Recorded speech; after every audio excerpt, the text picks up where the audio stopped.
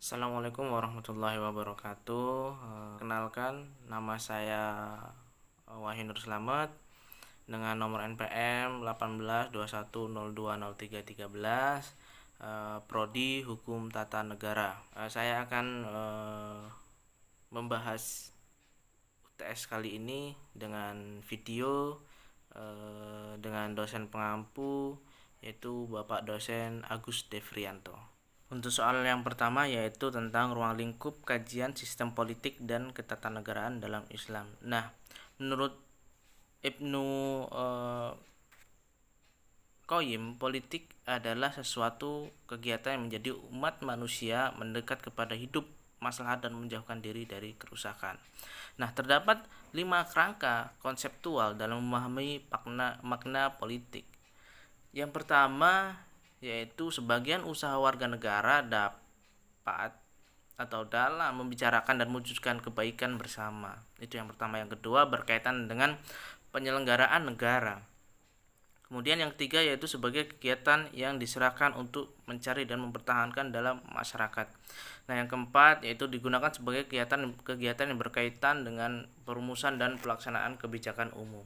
Kemudian yang kelima yaitu sebagai konflik dalam rangka mencari atau mempertahankan sumber-sumber yang dianggap penting. Nah, ruang lingkup sistem politik Islam atau siasa Islamiyah secara garis besar objek pembahasan sistem politik Islam meliputi 3. Yang pertama yaitu siasah dusturiyah. Apa itu siasah dusturiyah?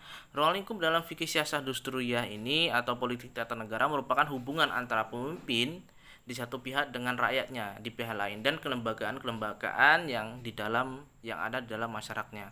Kemudian ruang lingkup fikih siasah dusturiyah ini meliputi ini saya ambil contoh satu, persoalan imamah, kepala negara dan hak kewajiban. Nah, menurut Imam Al-Mawardi, pengertian imamah adalah suatu kedudukan atau jabatan yang diadakan untuk mengganti tugas di dalam memelihara agama dan mengendalikan dunia.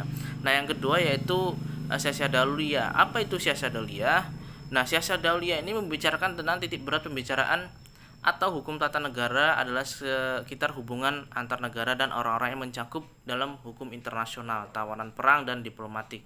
Itu saya ambil contohnya. Nah, yang ketiga yaitu siasah maliyah.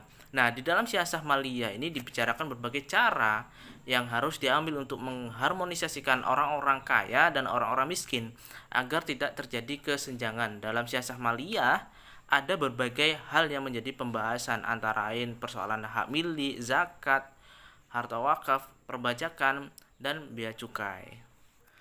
Nah, soal yang kedua yaitu tujuan sistem politik dan tata negara sejak zaman Rasul. Nah, tujuan yang pertama dalam Islam yaitu ingin mewujudkan Islam dan menegakkannya. Kemudian yang kedua yaitu mewujudkan kesejahteraan umat. Tujuan politik dalam Islam sama sekali tidak memberi ruang bagi pragmatisme pribadi dan kelompok. Hanya 2 yang boleh mendapatkan manfaat dari kegiatan politik, yaitu agama dan rakyat. Bahwasanya Islam sendiri menjadi gerakan politik sejak zaman Nabi Muhammad SAW, di mana pada saat itu Nabi membangun sebuah komunitas Islam di Madinah pada tahun 622 Masehi. Nah, setelah Rasulullah wafat, kendali pemerintahan dipegang oleh Khulafaur Rasyidin. Bentukan negara Madinah menjadi awal dimulainya sistem ketatanegaraan dalam Islam. Nah, negara Madinah dapat dikatakan sebagai sebuah negara karena telah memenuhi syarat pendiri sebuah negara, yakni wilayah, rakyat, pemerintah, dan undang-undang dasar. Kemudian yang selanjutnya yaitu pada masa Khulafaur Rasyidin. Yang pertama yaitu Abu Bakar.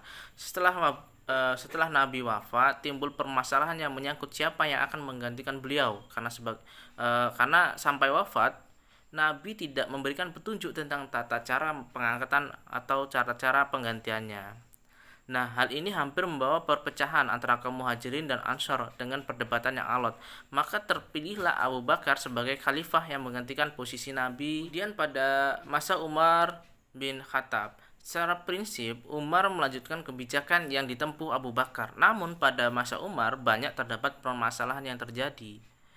Kebijaksanaan yang dilakukan Umar sebagai kepala negara antara lain yaitu perluasan wilayah, pengembangan kekuasaan kerajaan Islam, Nah, kemudian pembenahan birokrasi pemerintahan. Nah, Umar terlalu fokus pada pengembangan kekuasaan Islam sehingga kurang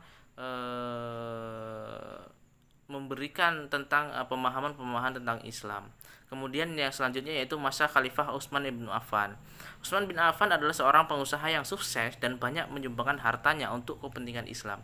Utsman lebih mengutamakan keluarganya dalam menduduki suatu jabatan. Nah, Utsman sangat selektif melihat orang yang bukan keluarganya untuk memegang tugas pemerintahan. Utsman mengganti beberapa gubernur dan mengangkat anggota keluarga dalam kerabatnya untuk menduduki posisi yang penting dalam pemerintahan. Kemudian pada masa khalifah yang terakhir yaitu Ali bin Abi Thalib, pada masa kepemimpinannya Ali memberhentikan gubernur yang diangkat oleh Utsman yang merupakan keluarga Utsman dan menarik tanah yang dibagi-bagikan Utsman kepada kerabatnya. Hal ini juga mendapati banyak tantangan dari daerah.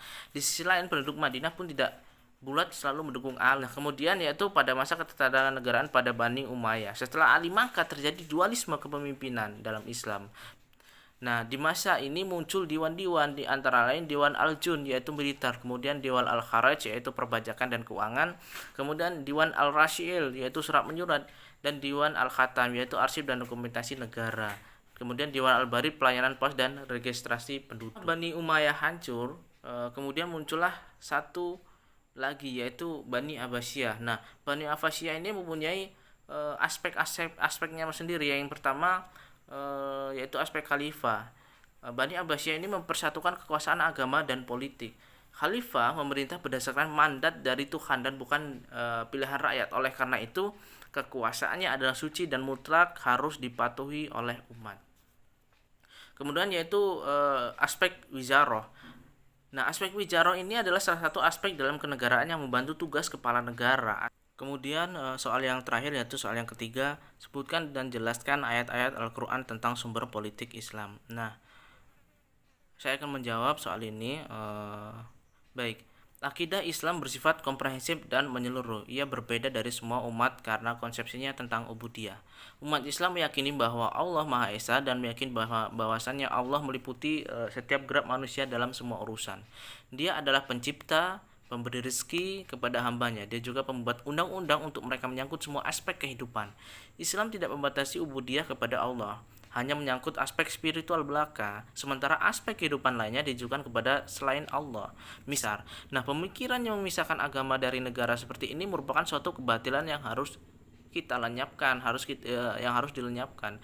Islam tidak mengenal pemisahan agama dan negara. Jadi agama dan negara adalah menjadi satu menurut Islam. Seperti itu.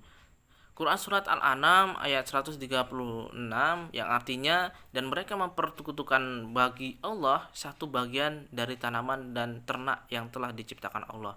Lalu mereka berkata sesuai dengan pasangan mereka, ini untuk Allah dan ini untuk berhala-berhala kami. Baik, itu tadi adalah penjelasan terkait apa yang menjadi persoalan tugas saya untuk mengampu mata kuliah ini. Dan apabila ada salah kata, saya mohon maaf. Pada Allah saya mohon ampun. Akhirul kalam, wallahu muwaffiq ila aqwamit thoriq. Wassalamualaikum warahmatullahi wabarakatuh. Terima kasih dan sampai jumpa.